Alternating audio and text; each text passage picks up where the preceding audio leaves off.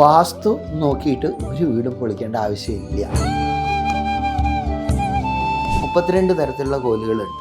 അതിൽ ഒരു പ്രജാപത്യം എന്നൊക്കെ പറയും. നമ്മളിവിടെ ഉപയോഗിക്കുന്ന കിഷ്കു എന്ന് പറയുന്ന പോലെ വാസ്തുവിൽ അതിന് വ്യക്തമായ രീതികൾ പറയുന്നുണ്ട്. ഇന്ന വന്നു കഴിഞ്ഞാൽ അവിടെ സാമ്പത്തികം വരും, വന്നിരിക്കും. അവിടെ കാലഘട്ടം മാറുമ്പോൾ എന്താണ്, ഇന്നിപ്പോൾ നമുക്ക് ഓടിട്ട വീടുകളൊന്നുമല്ല. യഥാർത്ഥത്തിൽ വാസ്തുവും ജ്യോതിഷവും ഇതൊക്കെ ലിങ്ക്ഡാണ്. പക്ഷെ വാസ്തു എന്ന് പറഞ്ഞൊരു സ്വതന്ത്രമായിട്ടുള്ള സിസ്റ്റമാണ്. വാസ്തു വരുന്നത് പ്രശ്നം വരാതിരിക്കാനാണ്. ആണ് വാസ്തു സൊല്യൂഷൻ. ജ്യോതിഷം എന്താണ് പ്രശ്നങ്ങൾ എന്ന് കണ്ടെത്തൽ. വാസ്തുവിൽ നമുക്ക് സൊല്യൂഷൻ കൊടുക്കാൻ പറ്റും, റിസൾട്ട് കൊടുക്കാൻ പറ്റും. ജ്യോതിഷ ശാസ്ത്രം എന്താ വെച്ചാൽ ഭാവിയിൽ എന്താകും. You can go for wine, you can go for divine. സാമ്പത്തികത്തിന് നമ്മൾ ഡിസൈഡ് ചെയ്യാം.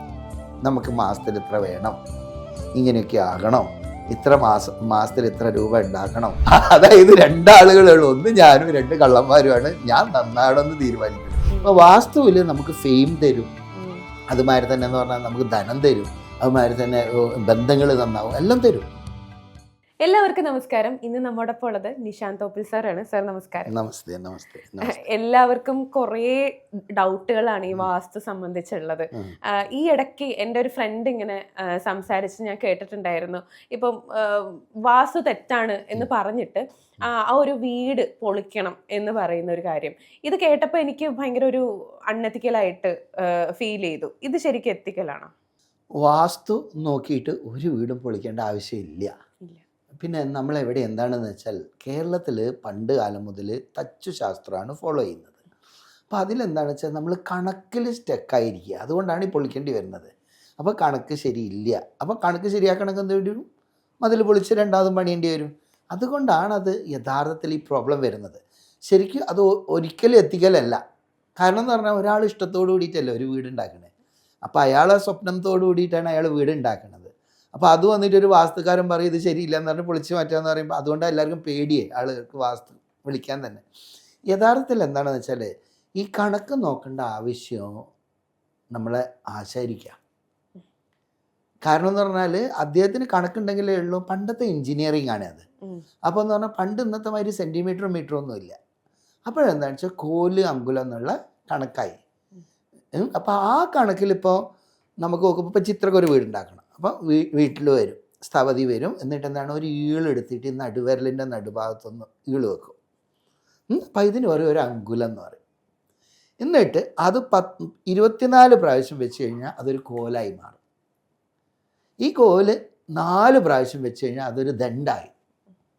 അതിലും മേലെ ഉള്ള അളവുകൾക്ക് വരുമ്പോൾ ചരടിൽ പിടിക്കും. ഇതിനാണ് സൂത്രം എന്ന് പറയുക. സൂത്രം മീൻസ് ചരട്. ഓക്കെ. അപ്പോൾ യഥാർത്ഥത്തിൽ ഈ ഒരു അളവ് സൃഷ്ടിയായിരുന്നു പണ്ടുള്ളത്. അപ്പോൾ 10 ആളുടെ വീട് എങ്ങനെയായിരിക്കും, 10 മാതിരി ആയിരിക്കും ശരിക്കും. കാരണം എല്ലാവരുടെ കഴിയുടെ ഇത് ഒന്നല്ലല്ലോ. ഇത് കുറേ കാലം കഴിഞ്ഞപ്പോൾ ബ്രിട്ടീഷുകാരൊക്കെ വന്നപ്പോൾ ഇതൊരു ഒരു ഒരു ഒരു ഒരു സ്റ്റാൻഡേർഡൈസ് ചെയ്ത്. അതെന്ന് പറഞ്ഞാൽ ഒരു കോല് എന്ന് പറയുന്നത് 72 സെൻറ്റിമീറ്റർ, ഒരു അങ്കുലം എന്ന് പറഞ്ഞാൽ 3 സെൻറ്റിമീറ്റർ, ഇങ്ങനെ ഒരു സ്റ്റാൻഡേർഡൈസേഷനിലേക്ക് വന്ന്. പണ്ടാണെങ്കിൽ ഇങ്ങനെ നേരിട്ടിട്ട് നോക്കി വെച്ച് എടുക്കുമ്പോൾ എന്ന് പറഞ്ഞാൽ എന്താ കണക്കുന്നതിന് അറിയില്ലായിരുന്നു. പക്ഷേ ഇത് ഇങ്ങനെ വന്നപ്പോൾ എന്തായി, ഇത് ഇങ്ങനെയായി. ഇത് സെൻറ്റിമീറ്റർ എന്ന് പറഞ്ഞാൽ എത്രയാണ്, ഇങ്ങനെയുള്ളത് വന്നപ്പോൾ അത് ഓരോരോ ആളുകൾക്ക് ഓരോ സിസ്റ്റമായി. ഇപ്പോൾ പല തരത്തിലുള്ള കോലുണ്ട്, 32 തരത്തിലുള്ള കോലുകളുണ്ട്. അതിൽ ഒരു പ്രജാപത്യം എന്നൊക്കെ പറയും. നമ്മളിവിടെ ഉപയോഗിക്കുന്ന കിഷ്കു എന്ന് പറയുന്ന കോല. അതായത് ഒരു കോല് 72 സെൻറ്റിമീറ്റർ ഉള്ളത്. അപ്പോൾ ഈ കണക്കിൻ്റെ ആവശ്യമുണ്ടോയെന്ന് ചോദിച്ചാൽ ഒരു കാലത്ത് ആവശ്യം ഉണ്ടായിരുന്നു. കാരണം അന്ന് ഇതൊന്നുമില്ല. പിന്നെ കാലഘട്ടം കഴിഞ്ഞ് കുറേ ആയപ്പോഴും ഈ കണക്ക് നോക്കിയിട്ട് വീട് വെക്കുക എന്നുള്ള സിസ്റ്റം നമ്മൾ കേരളത്തിൽ അവിടെ ശക്തമായിട്ട് വന്നു. പക്ഷേ ലോകത്തിൽ വേറെ എവിടെയും ഇല്ല കേട്ടോ. അത് നമ്മൾ കേരളം വിട്ട് കഴിഞ്ഞാൽ വേറെ എവിടെയും ഇല്ല. അപ്പോൾ അത് കണക്കിൽ യഥാർത്ഥത്തിൽ കണക്കിൻ്റെ ആവശ്യം ആശാരിക്കുക, തച്ചൻ്റെ ശാസ്ത്രമാണ് തച്ചു ശാസ്ത്രം. യഥാർത്ഥത്തിൽ തച്ചനാണ് അളവെടുക്കേണ്ടിയും ഇതിൻ്റെ ആവശ്യം, വീട്ടുകാരനല്ല. പക്ഷെ എന്താണെന്ന് അറിയാം, ഈ തച്ചൻ്റെ പണി ലാസ്റ്റാണ് വരിക. കാരണം എന്ന് പറഞ്ഞാൽ ഈ ചുറ്റുമൊക്കെ കെട്ടി മേലെയാണ് നമ്മൾ കണ്ടില്ല ഓടൊക്കെ വെക്കണത്. അപ്പോൾ അതിൻ്റെ മരത്തിൻ്റെ ഇതൊക്കെ സെറ്റപ്പൊക്കെ ചെയ്യുക ലാസ്റ്റാണ്. അപ്പോൾ ഒരു ഉത്തരം എന്ന് പറയും. ഉത്തരം എന്ന് പറഞ്ഞാൽ ഇത് സീറ്റഡ് ആകുന്ന ഭാഗം അത് കറക്റ്റായിട്ട് വരണം. അതിനാണ് ശരിക്കും കണക്ക് വെക്കുന്നത്. പക്ഷേ തച്ചൻ്റെ പണി ലാസ്റ്റ് ആയതിനെ കൊണ്ട് തച്ചൻ ആദ്യം പറയും, കൽപ്പണിക്കാരൻ്റെ അടുത്ത് പറയും കണക്ക് കയറ്റരുത് കേട്ടോ. കാരണം അപ്പോൾ ഇതാര് കേൾക്കുന്നുണ്ട്, വീട്ടുകാരനും കേൾക്കുന്നുണ്ട്. അപ്പോൾ എങ്ങനെ കണക്ക് കയറ്റരുത് ഇങ്ങനെ പറഞ്ഞ് കൈമാറി ഇത് കണക്ക് കയറ്റരുത് എന്നുള്ളൊരു വിശ്വാസമായി. അങ്ങനെ ഒരു സിസ്റ്റത്തിലേക്ക് വന്നുപോയി. അപ്പോൾ അത് തെറ്റുണ്ടോയെന്ന് ചോദിച്ചാൽ ഒരു തെറ്റുമില്ല, ശരി തന്നെയാണത്. പക്ഷേ കാലഘട്ടം മാറുമ്പോൾ എന്താണ്, ഇന്നിപ്പോൾ നമുക്ക് ഓടിട്ട വീടുകളൊന്നുമല്ല, ഇന്നിപ്പോൾ RC വർക്കാണ്. അതുകൊണ്ട് തന്നെ കണക്കിന് അത്രത്തോളം പ്രാധാന്യം ഇല്ല. പിന്നെ ഇത് നമ്മളെ കേരള ജനതേൻ്റെ ഉള്ളിൽ മുന്നേയുള്ള ആളുകളൊക്കെ ഇതൊരു വിശ്വാസമാക്കി മാറ്റിയിരിക്കുകയാണ്. അതായത് കണക്കും ജ്യോതിഷവും കൂടി ഇടകലർന്നു.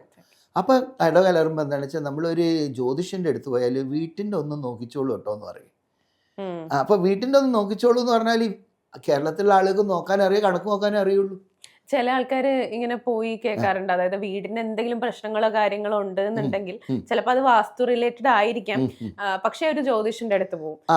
ഇത് ഒരു മിക്കവരും ചെയ്യുന്ന മിസ്റ്റേക്ക് ആണെന്ന് തോന്നുന്നു. അതായത് വീടിന്റെ എന്തെങ്കിലും കാര്യങ്ങളോ ഒക്കെ ഉണ്ട് എന്നുണ്ടെങ്കിൽ അത് വാസ്തു പഠിച്ചിട്ടുള്ള ഒരാളുടെ അടുത്തല്ലേ പോകേണ്ടത്. അത് ഒരു തെറ്റല്ലേ?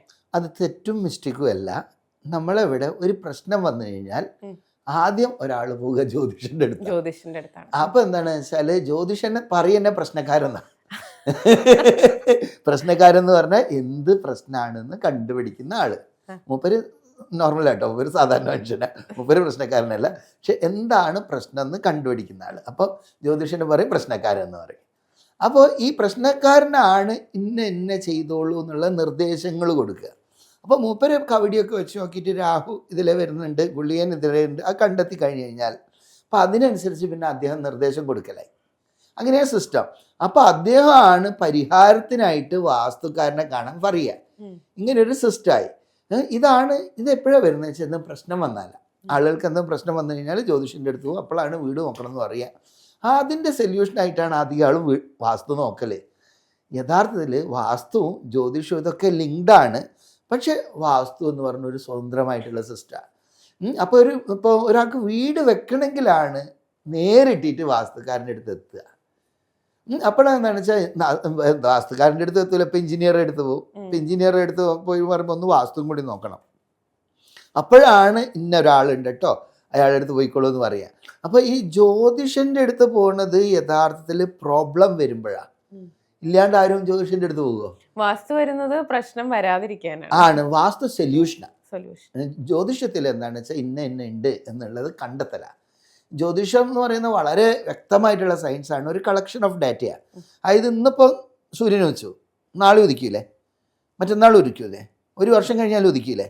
അങ്ങനെയാണെങ്കിൽ ഈ വ്യക്തിക്ക് ഇത്രയും കാലം കഴിഞ്ഞ് കഴിഞ്ഞാൽ ഇന്ന രീതിയിലാകാം. ഇത് ഈ സൂര്യൻ ഉദിക്കുന്ന മാതിരി തന്നെ ബാക്കിയുള്ള 9 പ്ലാനറ്റ്സും ഉണ്ട്. അപ്പോൾ അതിൻ്റെയൊക്കെ സ്വാധീനം വ്യക്തിയുടെ മേലെയുണ്ട്. അപ്പോൾ അത് നമ്മളൊരു 12 രാശിയിലൂടെ ഇങ്ങനെ ഭൂമി ഇങ്ങനെ കടന്നു പോകുമ്പോൾ അതുമായിട്ട് ബന്ധപ്പെട്ടുള്ള ഒരു 27 നക്ഷത്ര സമൂഹങ്ങളുണ്ട്. അപ്പോൾ അതിലൂടെ പോകുമ്പോൾ അതിൻ്റെ സ്വാധീനം എന്താണ് അതിങ്ങനെ വന്നിട്ട് കാൽക്കുലേറ്റ് ചെയ്യുന്നതാണ് ജ്യോതിശാസ്ത്രം. അപ്പോൾ ഇതിനും ഓരോ കാലാവധി പറയുന്നുണ്ട്, ഇത്ര കാലത്തോളം ഇന്നതുണ്ട്. അപ്പോൾ അത് ഫോളോ ചെയ്യേണ്ട തെറ്റാണോ എന്ന് വെച്ചാൽ തെറ്റൊന്നുമില്ല, ശരി തന്നെയാണത്. പക്ഷേ അതൊരു കളക്ഷൻ ഓഫ് ഡാറ്റയാണ്, ഒരു സാധ്യതയാണ്. പക്ഷേ നമ്മൾ സ്വതന്ത്രനാണ്. നമുക്ക് 3 ഓപ്ഷൻ ഉണ്ട്. അതായത് എന്ന് പറഞ്ഞാൽ മഴ പെയ്യുന്നുണ്ട്, ഉദാഹരണമായിട്ട് പറയുകയാണെങ്കിൽ ഇപ്പോൾ മഴ പെയ്യുന്നുണ്ട്, നമുക്ക് 3 ഓപ്ഷൻ ഉണ്ട്. ഒന്നുകിൽ മഴ കൊണ്ടുകൊണ്ട് പോകാം, വേറെ വഴിയൊന്നുമില്ല, അയ്യോ എന്തൊരു പ്രശ്നമാണ്, മഴയാണ്, ആകെ കൊടയെടുത്തില്ല, ഇങ്ങനെ അതിനെ പഴിചാരിക്കൊണ്ട് മഴയും നനഞ്ഞുകൊണ്ട് പോകാം. ഇതൊരു അപ്രോച്ചാണ്. രണ്ടാമത്തെ അപ്രോച്ചോ, മഴ കഴിഞ്ഞോട്ടെ എന്നിട്ട് ഞാൻ പോകാം. അപ്പോൾ ഇത് പറയണത് എന്തുകൊണ്ടാണ്? അതാണ് പറയുന്നത് 35ാമത്തെ വയസ്സ് വരെ പ്രശ്നമാണ്, പിന്നെ ഒരു 10 വർഷം കൂടി ഉണ്ടാവും, പിന്നെ ശീലമായി പോകും. ഇത് പറയണത് അവരത് പറയണത് തമാശക്കല്ല കേട്ടോ. കാരണം എന്ന് പറഞ്ഞാൽ ഓരോ ഗ്രഹത്തിൻ്റെ സ്വാധീനം അത്രയും കാലമുണ്ട്, അതുകൊണ്ടാണ് പറയണത്. പക്ഷേ ഇവിടെ 3ാമത്തെ ഒരു ഓപ്ഷനും കൂടി ഉണ്ട്. നമുക്ക് വേണമെങ്കിൽ ഒരു കുട എടുക്കാമല്ലോ, നമുക്ക് വേണമെങ്കിൽ ഒരു റെയിൻകോട്ട് ഇടാമല്ലോ. അതായത് ഇന്ന പ്രശ്നങ്ങളുണ്ട്, ഇത്ര കാലം വരെ ഉണ്ട് എന്ന് ജാതകപ്രകാരം പറയുന്നുണ്ടെങ്കിലും നമ്മൾക്ക് വേണമെങ്കിൽ നമ്മളുടെ ബുദ്ധിയും നമ്മളുടെ അറിവും ഇങ്ങനെയുള്ള വാസ്തു പോലത്തെ ജ്ഞാനങ്ങളെയൊക്കെ ഉപയോഗിച്ച് അതിനെ മറികടക്കാൻ പറ്റും. അപ്പം വാസ്തുശാസ്ത്രം എന്ന് പറയുന്നത് ഒരു പരിഹാരമാണ്.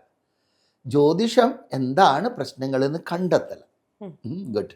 അപ്പോൾ ഇതിൽ ജ്യോതിഷൻ്റെ പങ്ക് എന്താണെന്ന് ചോദിച്ചാൽ, സാധാരണ ഒരു വ്യക്തി പോവുക സാധാരണ നമ്മളിവിടെ പണ്ടേ ഉള്ളൊരു ശീലമാണ്, അതിൽ വരും. പക്ഷെ വാസ്തുവിൻ്റെ ഇതിൽ 2 തരത്തിൽ ആളുകൾ പോകും. ഒന്ന് പുതിയതായിട്ട് വീടെടുക്കണം, അല്ലെങ്കിൽ പുതിയതായിട്ട് എനിക്കൊന്ന് കുറച്ചുകൂടി ഇമ്പ്രൂവ് ആയിട്ടുള്ളൊരു ഇതിലേക്ക് വരണോ, ഒന്ന് പുതുക്കി പണിയണം, അങ്ങനെയൊക്കെ ഉള്ളതെങ്കിൽ ഇല്ല എങ്കിൽ നേരത്തെ പറഞ്ഞ ഈ പ്രശ്നത്തിൽ പെട്ട ആൾ അതായത് ഇന്നതിലാണ് ആകെ കഷ്ടപ്പാടിലാണ്. അപ്പോൾ അങ്ങനെയുള്ളവർ അപ്പോൾ ഇന്ന ജ്യോതിഷം പറഞ്ഞിട്ടുണ്ട് വാസ്തുക്കാരനെ കാണണം. ഓക്കെ ശരി. എന്തായാലും വാസ്തുവിൽ നമുക്ക് സൊല്യൂഷൻ കൊടുക്കാൻ പറ്റും, റിസൾട്ട് കൊടുക്കാൻ പറ്റും, അതിലൊരു സംശയം വേണ്ട. ഇപ്പോൾ വാസ്തു ഒരു സൊല്യൂഷൻ എന്ന് പറഞ്ഞല്ലോ.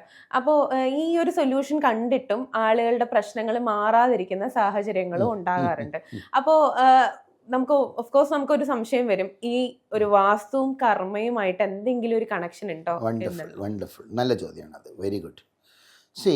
അതായത് ഒരു വ്യക്തിൻ്റെ വാസ്തുശാസ്ത്രത്തിൻ്റെ ഉദ്ദേശം എന്താണെന്ന് വെച്ചാൽ ഭാഗ്യം ഉണ്ടാക്കുക എന്നാണ്. അതായത് നമ്മൾ ഓരോരോ ജ്യോതിഷശാസ്ത്രം എന്താണെന്ന് വെച്ചാൽ ഭാവിയിൽ എന്താകും കണ്ടെത്തല, ഇതൊക്കെ തമ്മിൽ കണക്റ്റഡ് ആണ് കേട്ടോ. അപ്പോൾ സംഗീതശാസ്ത്രം നമുക്ക് ആനന്ദം തരും, അതുപോലെ ഓരോ ശാസ്ത്രങ്ങളും ഓരോ ഫങ്ഷനാണ്. അപ്പോൾ വാസ്തുശാസ്ത്രത്തിൻ്റെ എന്താണെന്ന് വെച്ചാൽ ഭാഗ്യകൽപ്പം എന്നാണ് പറയുക. അതായത് ഒരാളെ ജീവിതത്തിൽ എങ്ങനെ ഭാഗ്യം ഉണ്ടാക്കണം. അപ്പോൾ ഭാഗ്യം 3 തരത്തിൽ വരാം. 40% ഭാഗ്യവും ജന്മനാ വരുന്നതാണ്. അതായത് ചില ആൾ ഇസ്ലാം ആവും, ചില ആൾ ഹിന്ദു ആവും, ചില ആൾ ക്രിസ്ത്യൻ ആവും. എവിടെയാണോ ജനിച്ചു വീഴുന്നത് അതിനനുസരിച്ചിട്ടാവും. ഇത് നമ്മൾ ഡിസൈഡ് ചെയ്യുന്നതാണോ? അങ്ങനെ ആയി വരുന്നതാണ്. 40% ഇതാണ് നമ്മൾ എവിടെയാണ്. അതിന് പറയും എന്താ പറയുക, ഹെവനിലൊക്കെ എന്ന് പറയും. നമ്മളെ ഈ ഇതിലൊക്കെ പറയുകയാണെങ്കിൽ ആത്മീയതയിലൊക്കെ പറയുകയാണെങ്കിൽ സഞ്ചീത കർമ്മം എന്നൊക്കെ പറയും, ഒരു സഞ്ചിയിലാക്കി കൊണ്ടുവരുന്ന കർമ്മം. ഓക്കെ, അതാണ് പറയുക. അതായത് അപ്പോൾ നമ്മൾ എവിടെയാണോ ജനിച്ച് വീണ് അതുകൊണ്ട് അവിടുത്തെ ആ വീട്ടിലൊരു ആചാരം ഉണ്ടാവും, അത് തന്നെയായിരിക്കും നമ്മളെ ഫോളോ ചെയ്യുന്നത്, അത് നമ്മളെ സംസ്കാരമായി മാറും. അപ്പോൾ അവിടുത്തെ സാമ്പത്തിക സ്ഥിതി എന്താണോ ഇതൊക്കെയാണ് ഒന്നാമത് ഡിസൈഡ് ചെയ്യുക. നമ്മൾ ആരാണ്, നമ്മളൊക്കെ ഭാഗ്യവന്മാരാണ്, കാരണം നമ്മൾ ഫുട്പാത്തിലൊന്നുമല്ലല്ലോ ജനിച്ചത്. അപ്പോൾ നല്ല അച്ഛനും അമ്മയ്ക്കും നല്ല സംസ്കാരത്തിലും വളർന്നുകൊണ്ട് ഇപ്പോൾ ഇങ്ങനെയൊക്കെ ആയി. സ്വർണ്ണം. അപ്പോൾ നമ്മൾ ഭാഗ്യവന്മാരാണ്, അതിന് ഈശ്വരനോട് നന്ദി പറയുക. അപ്പോൾ 40% അതാണ്. ബാക്കി എത്രയുണ്ട്? 60%. ഇതിൽ 25% പറയും പേഴ്സണൽ ലക്ക് എന്ന് പറയും. അതായത് വ്യക്തിപരമായിട്ടുള്ള ഭാഗ്യം. വ്യക്തിപരമായിട്ടുള്ള ഭാഗ്യം എന്ന് പറഞ്ഞാൽ ഇംഗ്ലീഷ് പറഞ്ഞാലേ മനസ്സിലാവുള്ളൂ.